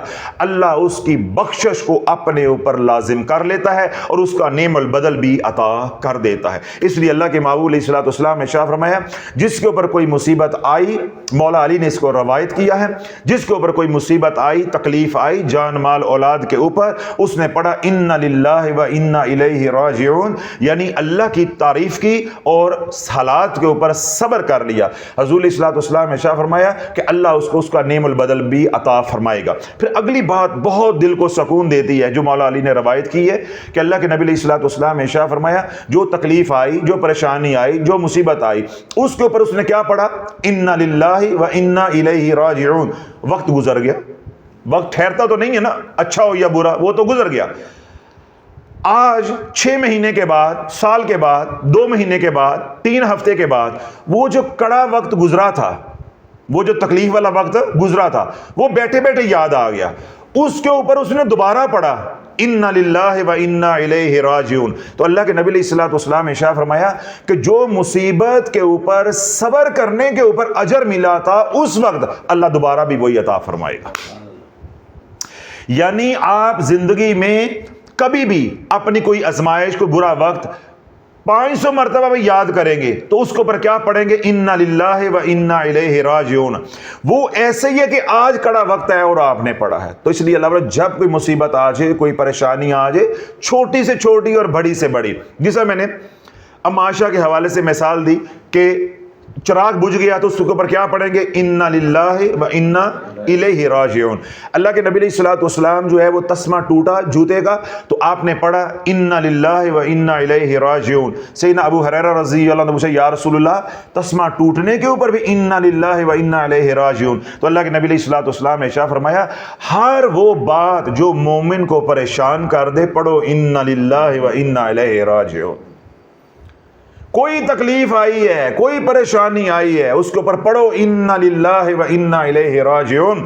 اللہ بولو آج شافی نے بھید کھول دیا امت کے سامنے کہ تمہیں کوئی اجاڑنے والا چاچا ماما تایا پھپھو نہیں ہے، تمہیں اجاڑنے والے وظائف ہے۔ تو اب آپ کو پریشانی ہے نا، لوگوں کو پریشانی ہے کہ ہم اپنے ہاتھوں کیا کر بیٹھے ہیں، تو پڑھو انا للہ و انا الیہ راجعون، جو ہو گیا اس کے اوپر صبر کر لو، اور جنہوں نے تمہیں اس غلط رستے پہ چلایا ہے ان کا معاملہ اللہ کی عدالت میں پیش کر دو، پھر انصاف ہوتا دیکھو۔ اللہ ان کو عبرت کی مثال نہ بنائے تو شافی کو پھر شافی نہ کہنا۔ شرط کیا ہے کہ تم اپنے کیے کے اوپر یا جو حالات اللہ نے بھیجے ہیں ان کے اوپر صبر کر لو۔ وہ تمام حضرات جو غلط وظائف کرتے رہے ہیں وہ اس بات پہ صبر کر لیں، اگر انہوں نے وہ غلط وظائف کسی کو مارنے کے لیے، کسی کو نقصان پہنچانے کے لیے نہیں کیے، وہ محض دنیا کے معاملات سیدھے کرتے رہے، پکارتے وہ اللہ ہی کو رہے، لیکن ان کے پیشوا ان کو گمراہ کرتے رہے کہ یہ پڑھو ایسے ہو جائے گا، یہ پڑھو ایسے ہو جائے گا، ان کو شرائط نہیں بتائیں، تو قصور کس کا ہے؟ پیشواؤں کا۔ اور کچھ قصور ان کا بھی ہے جو اندھی تقلید کرتے رہے، لیکن زیادہ قصور کس کا ہے؟ پیشواؤں کا۔ تو آپ نے اللہ ہی کو پکارا ہے، آپ یہ شکر ادا کرو کہ بے شک آپ نے غلط وظائف کیے ہیں، شرائط کے بغیر کیے، پکارا تو اللہ کو ہے نا۔ تو جو نقصان ہو گیا ہے، شافی آپ کو کہہ رہا ہے جب بھی آپ کو آج کے بعد اپنے پچھلے حالات 20 سال پہلے یاد آئے کہ میں نے یہ وظیفہ پڑھا تھا، حضرت صاحب نے تو یہ راز کھولا ہے، تو یہ تو میرا نقصان اس کی وجہ سے ہوا تھا، میں نے یا قابضو پڑھنا شروع کیا تھا تو یہ نقصان ہوا تھا، میں نے رسالے کے کہنے پہ یا قہارو پڑھا تو اس کے بعد یہ حالات ہو گئے، میں نے رسالے والے کے کہنے پہ حامیم لا ینصرون پڑھا تو میرے یہ حالات ہو گئے، میں نے سورۃ المؤمنون کی آخری 4 آیات پڑھنا شروع کی بغیر شرائط کے تو اس کے بعد میرے ساتھ یہ حالات ہوئے، یا میں نے چہل کاف کیا، یا میں نے حزب البحر پڑھی، دعائے سیفی پڑھی، یا کوئی اور اس طرح کا وظیفہ پڑھا، تو اب آپ وہ سوچتے ہیں، آپ کو یہ باتیں سمجھ آتی ہیں تو تکلیف ہوتی ہے، تو پڑھو انا للہ و انا الیہ راجعون۔ اللہ وہ تمام حضرات جن کو شافی کی فکر سمجھ آ چکی ہے، وظائف سے توبہ کر چکے ہو، وہ جو حالات آپ کے ساتھ ماضی میں رہے ہیں، جو آپ کے نقصان ہوئے ہیں، وہ آپ کا پیچھا نہیں چھوڑیں گے، ماضی کسی کا پیچھا نہیں چھوڑتا۔ آج شافی آپ کو یہ ٹپ دے رہا ہے کہ جب وہ باتیں یاد آئیں، ہر بات کے اوپر پڑھو 7 مرتبہ انا للہ و انا الیہ راجعون، اپنی ہاتھ کی انگلیوں کے اوپر پڑھو انا للہ و انا الیہ راجعون، انا للہ و انا الیہ راجعون، انا للہ و انا الیہ راجعون۔ اللہ کی رحمت سے امید رکھ کے میں یہ بات کہہ رہا ہوں کہ اپنے ہاتھ کی انگلیوں کے اوپر 7 مرتبہ یہ آیت مبارکہ یا یہ دعا پڑھو گے، اللہ اتنا اجر دے گا کہ 7 زمین 7 آسمان اجر و ثواب سے بھر جائیں گے۔ اللہ کی رحمت اتنی وسیع ہے، کیوں؟ اب آپ کو اللہ نے خوشحالی دے دی، صبر دے دیا، اللہ نے سیدھا رستہ دکھا دیا ہے کہ بھائی یہ ہماری غلطی تھی، یہ ہم نے نہیں کرنا، آج کے بعد ہم نے یہ اذکار کرنے ہیں اور شرائط کے ساتھ کرنے ہیں۔ سابقہ ماندہ سے ہم نے کیا کر لی؟ توبہ، اور جو ہمارے پیشوا تھے ان کو بھی ہم نے چھوڑ دیا، لیکن ماضی تو جان نہیں چھوڑتا۔ جن کے پیارے ان کے سامنے تڑپ تڑپ کے مر گئے ہیں، لا علاج بیماریوں میں مبتلا ہو کے مر گئے ہیں، جن کی بیٹیاں مرگی کی مریض بن گئی ہیں، بیٹے جو ہے وہ معذور جو ہے وہ ہو گئے ہیں، رزق کا کاروبار تھا، صحت تھی، سب کچھ ان کا اجڑ گیا، آج ان کو بیانات سن کے سمجھ آئی ہے کہ یہ اپنے ہتھوں ہی کیتا ہے۔ اللہ والو میں جتنا بھی سمجھاؤں، جتنا بھی میں حوصلہ دوں، جتنے میرے بیانات زیادہ سے زیادہ سوشل میڈیا پہ جا رہے ہیں، لوگ سن رہے ہیں، جن کو بات سمجھ آ رہی ہے، اللہ والوں ان کو تو رات کو نیند نہیں آتی۔ جہاں وہ شکر ادا کرتے ہیں کہ یا اللہ تیرا شکر ہے کہ چلو بند آ گیا ہے، ہم مزید نہیں اجڑے، لیکن انسان ہے، کمزور ہے، جب وہ پیچھے اپنا احتساب کرتے ہیں تو انہیں اب ذہن میں آتا ہے کہ اے نقصان اس وظیفے دی وجہ تو ہویا سی، اے نقصان اے بلوچ جیسے پیر دی وجہ تو ہویا سی، اے جڑا تسی ملنگ گھر لے کے آئے نا لانتی، یہ دی شکل ہی لانتی سی، تانوں ادو ہی میں روکیا سی اینوں نہ گھر لے کے آؤ، یہ سارا انہیں لچ تلیا ہے۔ اب عورتیں کوسنے دیتی ہیں مردوں کو کہ تو لے کے آیا تھا عامل کو اپنے گھر میں، وہ فلاں جو ہے وہ پگڑی والا لے آیا تھا، فلاں جو کالے منہ والا لے آیا تھا، اس نے آ کے کہا تھا یہ جلاؤ، یہ کرو، وہ کرو۔ جس طرح میں ایک بیان کے اندر کہہ رہا تھا، مجھے یاد تھوڑا سا پڑتا ہے، خانقاہ میں بیان تھا اس دن جمعرات کی محفل میں، تو میں نے کہا ہمارے ہاں رونق اس درجے کی اس لیے نہیں ہوتی کہ یہاں کوئی ڈھول دمکا نہیں ہے، کوئی یہاں پہ قوالی نہیں ہے، ناچ گانا جو ہے وہ نہیں ہے، یہاں کوئی جو ہے وہ 7 گن مین نہیں کھڑے تو 4 بندے کھڑے ہوں، ڈھول دمکا ہو، دھونی دی جا رہی ہو تو ہلا گلا ہو، تو پھر دیکھو یہاں پہ رونقیں کیسی ہوتی ہیں۔ میں ایسے بیان کے اندر بات سمجھا رہا تھا تو ایک خاتون کہنے لگی حضرت صاحب پریشان نہ ہو، سارا کچھ کیتا ہے۔ میرے تو میں گمان میں بھی بات نہیں تھی، میں تو مردوں کے سامنے بیان کر رہا ہوں، آپ لوگوں کے سامنے۔ تو وہ مجھے بعد میں کہنے لگی صاحب آج آپ یہ بیان میں کر رہے تھے تو پریشان نہ ہو، ہی سارا کچھ کیتا ہے۔ ہم سائی وال میں ایک ملنگ کے پاس، ایک عامل کے پاس گئے، اس نے کہا کہ گھر میں دھونی دینی ہے گھر کو صاف کرنے کے لیے، لیکن یہ دھونی جا کے قبرستان میں دینی ہے۔ اللہ بولو اب مرد ہے، ہمیں بھی کوئی کہے کہ آدھی رات کو قبرستان میں جا کے دھونی دینی ہے، تو ہم بھی کہیں گے کہ بھائی دھونی دینی ہے یا نہیں دینی، میرا دھواں ہو جائے گا تو مرد بھی ڈرے گا۔ تو ایک عورت کو آپ کہیں کہ آدھی رات کو دھونی دینی ہے، انہوں نے پھر مجبور کیا نہیں، گھر کا اتارا تب ہونا ہے، گھر جو ہے وہ صاف تب ہوگا اگر دھونی دو گے۔ وہ دھونی کا طریقہ وہ اتنا مشکل بتاتے ہیں، وہ کاریگر لوگ ہوتے ہیں۔ آخر وہ عورت ذات تھی وہ چاری جو اس نے سرنڈر کر لیا، اس نے کہا جی پیر صاحب اسی تے نہیں دے سکتے تو تسی کو بندوبست کر دو۔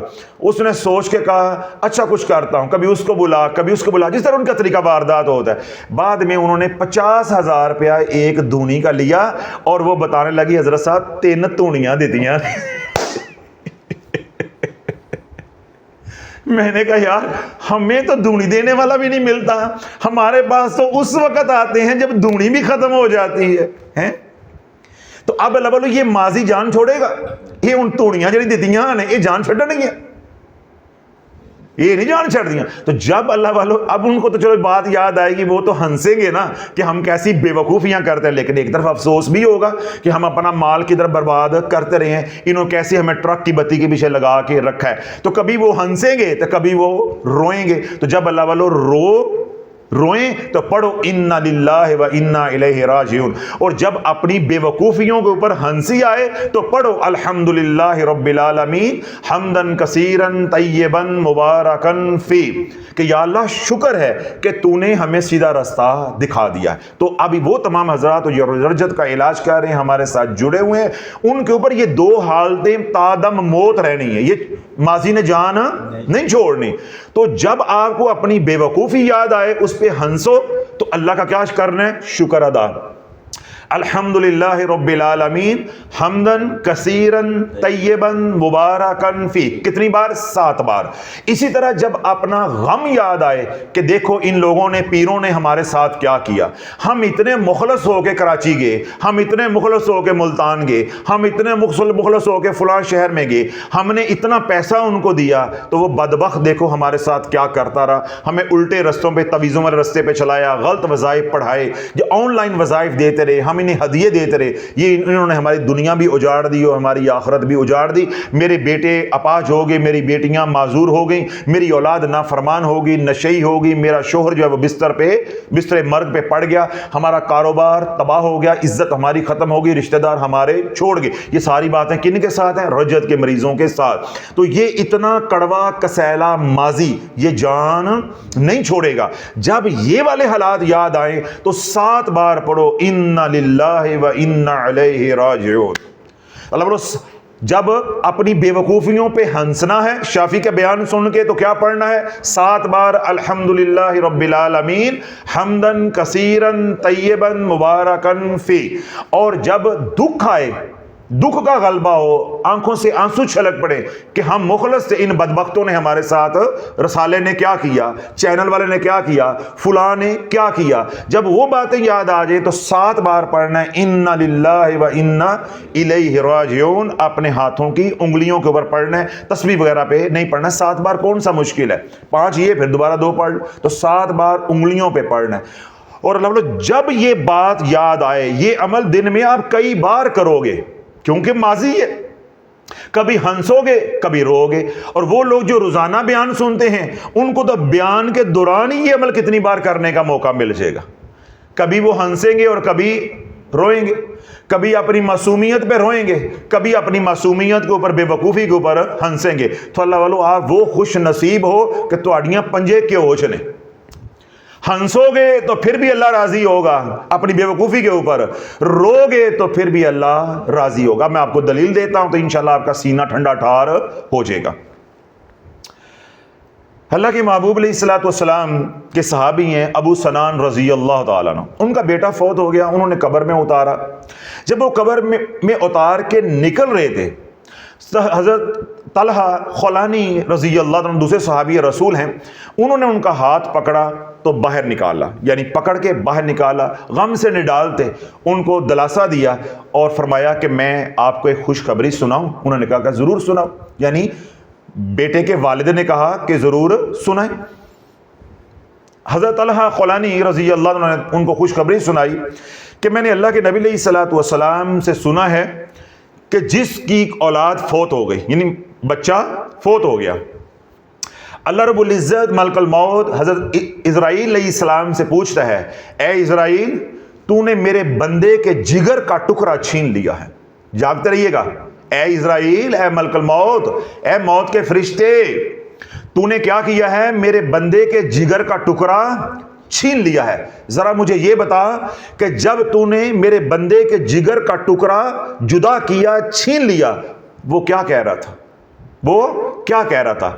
تو جس بندے نے پڑھا ہوگا انا للہ و انا الیہ راجعون، تو وہ ملک الموت اللہ کی بارگاہ میں عرض کرتے ہیں کہ یا اللہ جب میں نے اس کے جگر کے ٹکڑے کو چھینا تو وہ پڑھ رہا تھا انا للہ و انا الیہ راجعون، اے اللہ وہ تیری تعریف کر رہا تھا، تیری تعریف کر رہا تھا، ہم اللہ کے ہیں، انا للہ، ہم اللہ کے ہیں، و انا الیہ راجعون، اور ہم نے اللہ ہی کی طرف لوٹ کر جانا ہے، یہ اللہ کا مال ہے، اللہ نے واپس لے کر رہنا ہے، کل نفس ذائقۃ الموت، ہر ایک جو آیا ہے اس نے مر کر رہنا ہے۔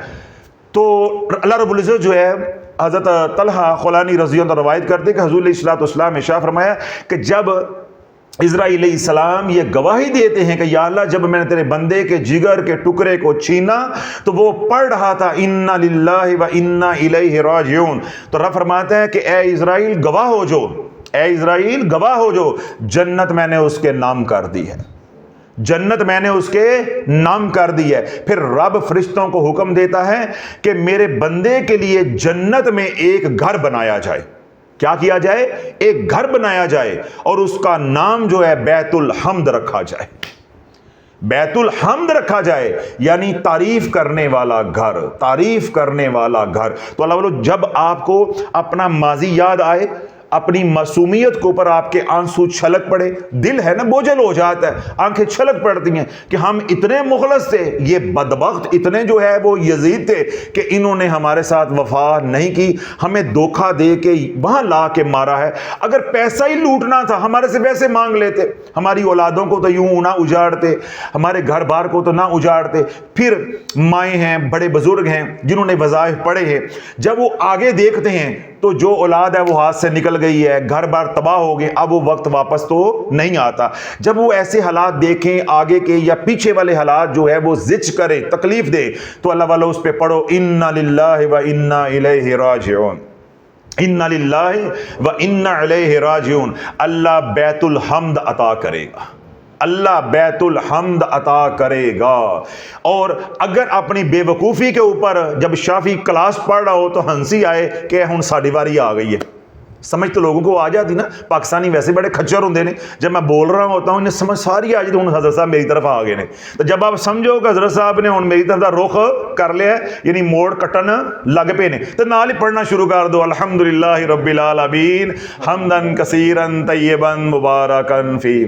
اور اگر میری کوئی بات کسیلی لگ جائے، تکلیف پہنچے، تو اس پہ بھی پڑھو انا للہ و انا الیہ راجعون، کیونکہ میرے بیان تو بڑے سخت ہوتے ہیں، میرے بیان تو آپ کو سوشل میڈیا پہ ایسے بیان ملیں گے نہیں، کیونکہ ہم تو صرف ایکسل ڈال کے دھوتے ہیں اور تشریح بالکل سیدھی کر کے رکھ دیتے ہیں، تو جب میری بات کسیلی لگے تو تکلیف تو ہوتی ہے نا، اس میں بھی پڑھو انا للہ و انا الیہ راجعون۔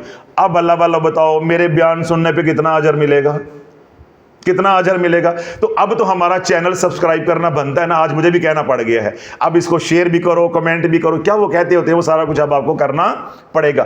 ایسا اجر کسی اور چینل پہ ملے گا یا کسی اور خانقاہ میں آ کے یہ مزے ملیں گے؟ یہ مزے صرف ادھر ہی ملیں گے. الحمدللہ یہ میرے حضور کا کرم ہے, ان کا فیضان ہے کہ ہمارے, کیونکہ اصلاحی بیانات ہوتے ہیں, اصلاحی بیانات کے اندر ڈانٹ ڈپٹ ہوتی ہے, اور ڈانٹ ڈپٹ بھی اللہ کی رضا کے لیے ہوتی ہے, اور جب ہم پیار کرتے ہیں تو وہ بھی اللہ کی رضا کے لیے. ہمارا کوئی ذاتی تعلق کسی کے ساتھ نہیں ہے, نہ کسی کے ساتھ محبت کا تعلق ہے, نہ کسی کے ساتھ رنجش ہے. محبت ہے تو وہ بھی اللہ کے لیے, اور اگر ہم تھوڑا سا فاصلہ رکھتے ہیں یا کسی سے ناراض ہوتے ہیں, رنجش ہوتی ہے, تو وہ بھی محض اللہ کی رضا کے لیے ہے. اللہ بولو, جو حالات اللہ نے اس وقت رکھے ہوئے ہیں یا آپ کے اوپر نازل ہیں, ان کے اوپر کیا کر لو, آپ صبر کر لو. اور دوسری بات, جو وہ تمام حضرات جو وظائف پڑھ کے اجڑے ہیں, وہ قرآن کی اس آیت کو دن میں 2-3 دفعہ پڑھا کرے, ان کو ایسا صبر اللہ عطا فرمائے گا. کیا پڑھا کرے؟ وَاصْبِرْ فَإِنَّ اللَّهَ لَا يُضِيعُ أَجْرَ الْمُحْسِنِينَ. وہ تمام حضرات جنہوں نے وظائف کیے ہیں, ٹھیک ہے, جنہوں نے وظائف کیے ہیں, ان کے کوئی ارادے غلط نہیں تھے, تو وہ قرآن کی اس آیت کو دن میں 2-3 بار پڑھا کریں. انشاءاللہ ان کے سینے میں ٹھنڈ پڑ جائے گی, اللہ ان کو صبر جو ہے وہ عطا فرما دے گا. کیا, کون سی آیت پڑھنی ہے؟ وَاصْبِرْ, اور صبر کرو. فَإِنَّ اللَّهَ لَا يُضِيعُ أَجْرَ الْمُحْسِنِينَ. بے شک اللہ نیکیاں کرنے والوں کی نیکیوں کو برباد نہیں کرتا, ضائع نہیں کرتا. وَاصْبِرْ فَإِنَّ اللَّهَ لَا يُضِيعُ أَجْرَ الْمُحْسِنِينَ. اللہ نیکیاں کرنے والوں کی نیکیوں کو ضائع نہیں کرتا, بس تم صبر کرتے رہو. آپ نے اللہ کو اللہ کے لیے پکارا, اللہ سے مدد کے لیے پکارتے رہے. قصور کن کا ہے؟ جنہوں نے غلط طریقہ بتایا, تو ان کا معاملہ اللہ پہ چھوڑ دو. تو کبھی کبھی اس آیت کو پڑھ کے اپنے اندر صبر کی کیفیت پیدا کرنے کی کوشش کیا کرو کہ جو ہم نے پڑھا ہے, ہم نے اللہ کے لیے پڑھا ہے, تو انشاءاللہ ہماری وہ نیکیاں ضائع نہیں ہوتی. اور ساتھ پڑھو اِنَّ لِلَّهِ وَإِنَّ إِلَيْهِ رَاجِعُونَ. اللہ درجات کو بلند کرتا جائے گا. جو تمہارے نقصان ہوئے ہیں, اللہ کا وعدہ ہے کہ جب مصیبتوں پہ صبر کرو گے, میں نعم البدل عطا کروں گا. کاروبار تباہ ہوا ہے, اللہ کوئی نہ کوئی نعم البدل عطا کرے گا. اولاد برباد ہوئی ہے, اللہ کسی اور رشتے کا سکون انشاءاللہ آپ کو دے گا. اور اگر آپ اس وقت اولاد پیدا کرنے کے قابل ہیں, تو اللہ انشاءاللہ نعم البدل بھی عطا کرے گا. اللہ کہیں نہ کہیں سے ٹھنڈی ہوا ضرور جو ہے وہ چلائے گا. اسی طرح صحت تباہ ہوئی ہے, تو اللہ اس کا کوئی نہ کوئی نعم البدل عطا کرے گا. اللہ کسی نہ کسی شکل کے اندر آپ کو صحت جو ہے وہ عطا کرے گا. اور جو دنیا میں دیا جا سکتا ہے, انشاءاللہ اللہ دنیا میں دے گا. اور جو دنیا میں ممکن نہیں, اللہ آخرت میں اتنا دے گا کہ آپ سوچ نہیں سکتے. کیوں؟ رب قرآن میں خود فرماتا ہے, انما یوفی الصابرون اجرہم بغیر حساب. بغیر حساب کے اللہ اجر تمہیں عطا فرمائے گا, اور بغیر حساب کے اس دنیا میں ممکن نہیں ہے. یہاں جو ملے گا وہ ماپا تولا ہوا ملے گا, اور آگے کیا ملے گا؟ بغیر حساب کے. اللہ کے نبی علیہ الصلوۃ والسلام تشریف فرما تھے, تو آپ نے ایک خاتون کو دیکھا کہ وہ کانپ رہی ہے. کیا کر رہی ہے؟ کانپ رہی ہے. تو اللہ کے نبی علیہ الصلوۃ والسلام نے اس سے پوچھا کہ کیوں کانپ رہی ہو؟ تو عرض کی کہ یا رسول اللہ, مجھے بخار نے گھیر لیا ہے, مجھے بخار نے آ لیا ہے, میرے پہ بخار مسلط ہو گیا ہے. تو اللہ کے نبی علیہ الصلوۃ والسلام نے ارشاد فرمایا کہ بخار کو برا مت کہو. جو وظیفے پڑھ چکے ہو اب ان کو برا مت کہو, جو کر چکے ہو ان حالات کو برا مت کہو, صبر کرو. کیا کرو؟ صبر کرو. بخار کو برا مت کہو. بخار اولاد آدم کو ایسے صاف کر دیتا ہے, ایسے صاف کر دیتا ہے جیسے آگ جو ہے بھٹی کے اندر سونے کو میل کچیل سے صاف کر دیتی ہے. اس لیے اللہ کے نبی علیہ الصلوۃ والسلام نے ارشاد فرمایا, جس کو 3 گھڑیاں بخار رہا وہ گناہوں سے ایسے پاک ہو گیا جیسے اس کی ماں نے آج جنا ہے. اس لیے حضور علیہ الصلوۃ والسلام کا فرمان علی شان ہے, جب کسی کے اوپر مصیبت آئی, پریشانی آئی, یعنی جان پہ, مال پہ, اولاد پہ, عزت پہ کوئی بھی پریشانی آئی, تکلیف آئی, تو وہ اس کے لیے خوشخبری لے کر آتی ہے. اس کے گناہ ایسے جھڑتے ہیں جیسے درخت کے پتے جھڑتے ہیں. تو اللہ بولو, جو ہو چکا, آج میرا عرض کرنے کا مقصود یہ تھا کہ جو ہو چکا اس پہ صبر کرو. اس پہ کیا کرو؟ صبر کرو. اگر آپ نے غلط نہیں کیا, آپ کی نیت, آپ کا ارادہ غلط نہیں تھا, کسی کو برباد کرنا نہیں تھا, آپ مخلص تھے, اب آپ کو سمجھ آ گیا کہ غلطی ہماری تھی, وظائف کی وجہ سے ہم برباد ہوئے، تو اس پہ کیا کرو؟ صبر کرو۔ جب وہ بات یاد آئے، مولا علی نے جو روایت کی حدیث پاک، جب بات یاد آئے، بیانات سنتے ہوئے، چلتے پھرتے ہوئے، یا کوئی بات چھیڑ دے تو یاد آ جائے، تو ہر دفعہ 7 مرتبہ کیا پڑھنا ہے؟ انا للہ و انا الیہ راجعون۔ انشاءاللہ اللہ سونا جو ہے وہ نعم البدر بھی عطا فرمائے گا اور اجر بھی بے حد جو ہے وہ عطا فرمائے گا۔ اور اگر اپنی بے وقوفی پہ میں نے جس طرح کہا ہنسی آئے کہ ہم کیا کرتے رہے، یہ ملنگ پیر ہمیں کیسے جو ہے وہ الو بناتے رہے، تو اپنی بے وقوفی پہ ہنسنا ہے اور ساتھ کیا پڑھنا ہے؟ الحمدللہ رب العالمین حمدن کثیرن طیبن مبارکن فی۔ کوئی بھی حالت ہو، ان 2 حالتوں میں کوئی ایک حالت تو ہوگی نا، تو جو حالت بھی ہو اس کا میں نے عمل بتا دیا ہے، 7 بار اس کو پڑھنا ہے۔ باقی اپنا معاملہ جو ہے وہ اللہ پہ چھوڑ دیں، رب جانے اور رب کے کام جانے۔ اور زندگی میں کوئی بھی اور تکلیف آتی ہے، گھر کے اندر کوئی پریشانی آتی ہے، تو اللہ والو اس کے اوپر انا للہ و انا الیہ راجعون، اس کو اپنا معمول بنا لیں، اپنا تقیہ کلام بنا لیں، اپنی عادت بنا لیں کہ کوئی پریشانی آئے، کوئی تکلیف آئے، اللہ والو تمہارا رب اتنا کریم ہے۔ بزرگان فرماتے ہیں حدیث پاک کے استدلال کر کے کہ بندے نے اپنا جیب میں پین رکھا، کیا کیا؟ جیب میں پین رکھا، یا کوئی کاغذ رکھا، کوئی یورکا رکھا، اس نے رکھا تھا یہاں پہ، کہاں رکھا تھا؟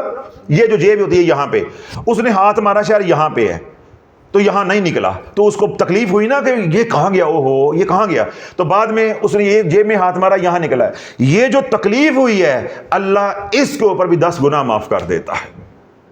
تو اللہ والو آپ کے تو گھر اجڑے ہیں، آپ کی تو اولادیں اجڑی ہیں، آپ کی صحت اجڑی ہے، آپ کا مال اجڑا ہے، آپ کا وقت برباد ہوا ہے، اور آپ راتوں کو اٹھ کے ڈھائیں مار مار کے روتے رہے ہو، اور آپ کے منہ سے کفر یا کلمات بھی نکلے ہیں کہ رب ساڈی سندا نہیں ہے گا، رب ساڈی سندا نہیں۔ یعنی ان لوگوں نے آپ کے حالات ایسے گمبھیر کر دیے، پیچیدہ کر دیے کہ آپ کے منہ سے یہ فکریں بھی نکلتے رہے۔ ان کی اللہ سے معافی بھی مانگتے رہیں، اور جب تکلیف والا وقت یاد آئے تو اس کے اوپر 7 بار انا للہ و انا الیہ راجعون بھی پڑھتے رہیں۔ اور موجودہ حالات میں اللہ نہ کرے کوئی نئی تکلیف آتی ہے یا مستقبل میں کوئی آتی ہے، تو اپنی زندگی کا ہم نے کیا بنا لینا آج کے بعد معمول کہ اگر کوئی بری بات سنے یا برے حالات ہو جائے واقعہ، یا کوئی ماضی کی بات یاد آ جائے، تو پڑھو انا للہ و انا الیہ راجعون۔ آپ کا کوئی پیارا فوت ہو گیا ہے، اس کی یاد آ جاتی تو پڑھو انا للہ و انا الیہ راجعون۔ آپ کا کوئی گھر کا نقصان ہو گیا، اولاد کا نقصان ہو گیا، کاروبار کا کوئی نقصان ہو گیا، غلط وظائف پڑھنے کی وجہ سے کوئی بستر پہ پڑ گیا، ماضی کی کوئی بات یاد آ رہی ہے، تو کیا پڑھیں گے؟ 7 مرتبہ انا للہ و انا الیہ راجعون۔ اور کوئی اپنی بے وقوفی یاد آ جاتی ہے، میں کھینچتا ہوں، تو ہنستے ہو، خوش ہوتے ہو کہ یا اللہ رے پاگل بن گئے ہیں، لیکن یہ شکر ہے تیری ذات کا کہ تو نے مزید پاگل بننے سے، الو بننے سے ہمیں بچا لیا، ورنہ یہ تو ہمیں جو ہے وہ قبر میں اتار کے آتے۔ تو اس پہ پڑھو الحمدللہ رب العالمین حمدن کثیرن طیبن مبارکن فی۔ یہ میں نے کتنی بار بتایا ہے؟ 7 بار۔ یہ حالت ہو تب بھی 7 بار، یہ حالت ہو تب بھی 7 بار۔ اللہ جس طرح میں نے آپ کو بتایا ہے، آج ابھی اور اسی وقت اپنی زندگی کی ترتیب بنا لو۔ اگر 7 دنوں کے اندر آپ کے اندر انقلاب پیدا نہ ہو، تشافی آج بھی ذمہ دار ہے، تشافی 7 دن بعد بھی ذمہ دار ہے۔ آپ کی زندگی میں ایک عجیب انقلاب پیدا ہوگا، آپ کو ایسی طمانینت ملے گی، ایسا سکون ملے گا کہ آپ کو یہ ادراک حاصل ہوگا کہ اللہ میرے ساتھ ساتھ ہے، اللہ میرے ساتھ ساتھ ہے، اللہ صرف ہے ہی میرا، اللہ ہے صرف ہے ہی میرا۔ یعنی اتنی اپنائیت، اتنی محبت آپ کو نصیب ہوگی، آپ کہیں گے نہیں نہیں اللہ کسی کا نہیں ہے، اللہ صرف میرا ہے۔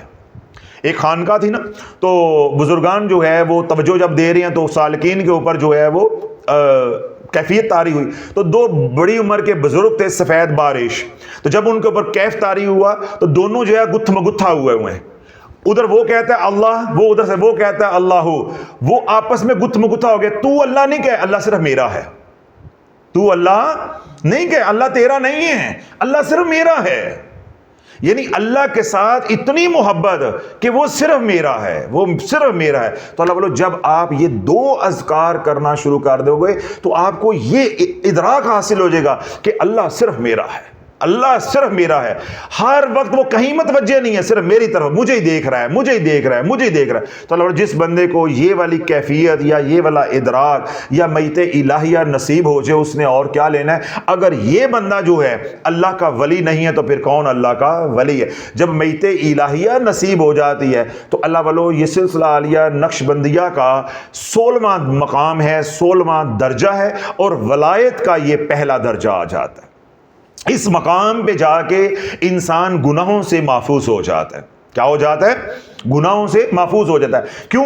اسے اللہ سے محبت ہو گئی، اللہ کی موجودگی کا احساس ادراک حاصل ہو گیا، اب وہ گناہ کرے گا کیوں؟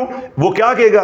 وَهُوَ مَعَكُمْ أَيْنَمَا كُنْتُمْ وَاللَّهُ بِمَا تَعْمَلُونَ بَصِيرٌ۔ اللہ فرماتا ہے کہ جہاں تم ہو میں تمہارے ساتھ ہوں، اور جو تم کر رہے ہو میں دیکھ رہا ہوں۔ تو جب شافی کے بیان سن کے ماضی کو یاد کر کے آنکھیں چھلک پڑے تو پڑھو اِنَّا لِلَّهِ وَإِنَّا إِلَيْهِ راجعون۔ رب عرشوں سے آواز دے گا وَهُوَ مَعَكُمْ أَيْنَمَا كُنْتُمْ، جو تم کر رہے ہو میں دیکھ رہا ہوں، واللہ بما تعملون بصیر، جو تم کر رہے ہو میں دیکھ رہا ہوں، جہاں تم ہو میں تمہارے ساتھ ہوں، تم رو رہے ہو میں دیکھ رہا ہوں، میں تمہارے ساتھ ہوں۔ یہ جو تمہاری سوچوں میں چل رہا ہے، انہ علیم بذات صدور، جو دلوں میں سوچ رہے ہو میں سب جانتا ہوں، میں دلوں کے بید جاننے والا ہوں۔ یہ آنکھیں چھلکی ہیں، ماضی یاد آیا ہے، تکلیفیں یاد آئی ہیں، اور اس پہ جو تو نے پڑھا ہے اِنَّ لِلَّهِ وَإِنَّا إِلَيْهِ راجعون وَهُوَ السَّمِيعُ الْعَلِيمُ، وہ تو بڑا سننے والا اور جاننے والا ہے، میں تو سب سن بھی رہا ہوں اور جانتا بھی ہوں، میں تمہارے ساتھ ہی ہوں، میں تمہارے ساتھ ہی ہوں۔ اور جب اپنی بے وقوفیوں نادانیوں پہ ہنسو گے اور پڑھو گے الحمدللہ رب العالمین حمدن کثیرن طیبن مبارکن فی، تو پھر بھی رب کیا آواز دے گا؟ وَهُوَ مَعَكُمْ أَيْنَمَا كُنْتُمْ، جہاں تم ہو میں تمہارے ساتھ ہوں، واللہ بما تعملون بصیر، جو تم کر رہے ہو میں دیکھ رہا ہوں۔ تو اللہ دیکھ رہا ہوگا نا کہ اپنی بے وقوفیوں پہ دیکھ، منہ تے دوپٹہ لے کے سندہی ہے۔ اس طرح ہمارے بابے ہیں، نوجوان ہیں، وہ بھی کہیں گے صحیح شافی سانو انہوں نے پاگل بنایا ہی، لٹ کے کھا گئے نہیں ہے۔ تو اللہ دیکھ رہا ہے نا، تو اللہ اس حال میں بھی آپ کو دیکھ رہا ہوگا، تو جب رو رہے ہوگے تب بھی اللہ دیکھ رہا ہوگا۔ تو اللہ والو جب حسن بصری رحمۃ اللہ فرماتے ہیں جب اللہ کسی کو راضی ہو کے ایک بار دیکھتا ہے، اللہ اس کی 70 حاجتوں کو پورا کر دیتا ہے۔ اس لیے میں نے کہا تھا کہ آج اتنا قیمتی عمل بتا رہا ہوں کہ 7 دن اس کیفیت کے ساتھ، ان 2 اذکار کے ساتھ، ان 2 دعاؤں کے ساتھ زندگی گزار لو، 7 دن کے اندر تمہاری زندگی بدل جائے گی، تمہاری زندگی کا نظام بدل جائے گا۔ ہر پل تمہیں یہ ادراک حاصل ہوگا اللہ میرے ساتھ ہے، اللہ میرے ساتھ ہے۔ تو اللہ والو جس کے ساتھ اللہ ہے پھر اس کو کس بات کا ڈر ہے؟ اسے پھر رسالہ چاہیے، کوئی کتاب چاہیے، کوئی پائن سردہ چاہیے؟ جس کو رب مل گیا اس کو سب مل گیا۔ نہیں یار، آخری فکرہ تھا، آپ نے مول ہی نہیں لگایا، ایسے بدذوق مجمع بیٹھا ہوا ہے۔ جس کو رب مل گیا اسے سب مل گیا۔ تو اللہ والو جس کو مصیبت کے اندر اِنَّا لِلَّهِ وَإِنَّا إِلَيْهِ راجعون کہنے کی توفیق مل جاتی ہے، اور حالت خوشی کے اندر الحمدللہ رب العالمین حمدن کثیرن طیبن مبارکن فی یہ کہنے کی توفیق مل جاتی ہے، اس کو رب مل گیا۔ پھر جس کو رب مل گیا اس کو سب مل گیا۔ تو انشاءاللہ والو شافی اپنے مقدروں پہ ناز کرو کہ اللہ رب العزت نے سلسلہ عالیہ قادریہ شافیہ کو حضور علیہ الصلوۃ والسلام کی امت کی ہدایت کا ذریعہ بنایا ہے۔ شافیہ سوشل میڈیا کو اللہ الحمدللہ پوری دنیا میں اپنے محبوب علیہ الصلوۃ والسلام کے پیغام کو پہنچانے، سلسلہ قادریہ کے پیغام کو پہنچانے کا ذریعہ بنایا ہے۔ اس پرفتن دور کے اندر الحمدللہ اللہ رب العزت جو ہے صراط مستقیم پہ چلا رہا ہے، اور بھٹکی ہوئی اپنے محبوب کی امت کو صراط مستقیم پہ لانے کا ہم سب کو ذریعہ بنا رہے۔ اپنے مقدروں پہ ناز بھی کریں اور اس پہ بھی پڑھے الحمدللہ رب العالمین حمدن کثیرن طیبن مبارکن فی، اور اپنے علاقوں میں شافی بن کے ڈٹ کے کام کرو۔ جب لوگ تمہاری مخالفت کریں، آپ کی بات نہ سمجھے، ہماری فکر کو نہ سمجھے، اور آپ کو تکلیف آئے، ان کے کسیلے فکرے آپ کو تکلیف دیں، تو کیا پڑھو؟ اِنَّا لِلَّهِ وَإِنَّا إِلَيْهِ راجعون۔ میں نے آج آپ کو ایسا سبق دیا ہے کہ سارا دن آپ ان 2 اذکار کے اندر جو ہے وہ پھرو گے، تو 7 دنوں کے اندر 7 چکر بھی مشین کے لگ گئے نا، اللہ والو طواف کے کتنے چکر ہوتے ہیں؟ 7، تو بندہ پاک صاف ہو کے نکلتا ہے۔ اس لیے میں کہہ رہا ہوں 7 دن اس ادراک کے ساتھ لگا لو کہ جب غم کی حالت کوئی بھی ہو، سامنے ہے یا ماضی ہے، یا آنے والا کوئی خوف آ رہا ہے کہ بھائی کل یہ ہو جائے گا، تو پڑھو انا للہ و انا الیہ راجعون۔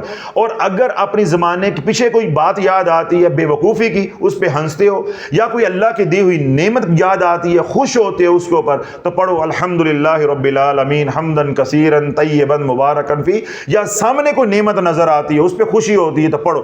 جب ان دو اذکار کے اندر اللہ والو 7 دن بس رہ لو، کتنے دن؟